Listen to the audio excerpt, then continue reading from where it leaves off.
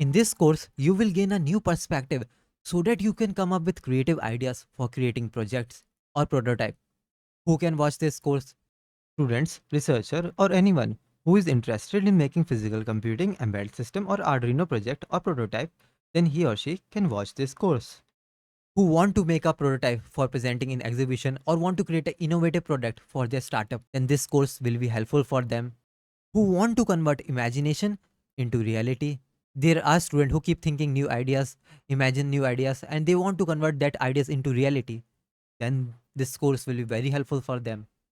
Who want to think innovative ideas and want to file a patent for it. So in this course, primarily we will be using Arduino Uno, and you can get this from market or online at a very cheap rate.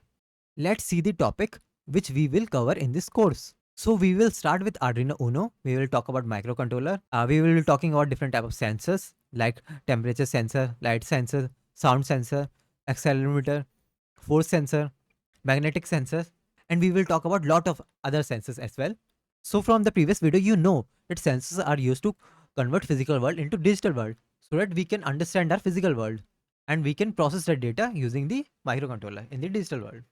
So one important aspect during product design is power. So we will be using AC to DC adapter in our projects. We will talk about batteries, different type of batteries like lithium ion, lithium polymer, lead acid batteries. We will be talking about voltage regulators like linear regulators, switching regulators. So in this modern world, communication is very important. Whenever we are designing a product, we want to share our data locally or on the internet, then we need some communication protocols, some communication hardware modules like Bluetooth, Wi-Fi, Zigbee, RFID, IR, and there are many other type of communication protocols which we will cover in the future videos.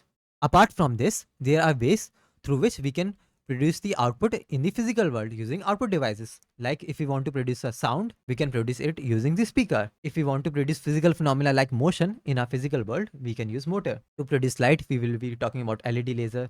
To produce a temperature, we will be talking about heating element. So these are some topics which we will cover in this course.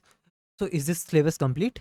No, there is lot more we will cover in this course and on the channel. So for watching this course, you don't need to know anything from before. Everything will be taught from scratch, from beginner to advanced. And this will be practical course. So we will be doing lot of practical in this course.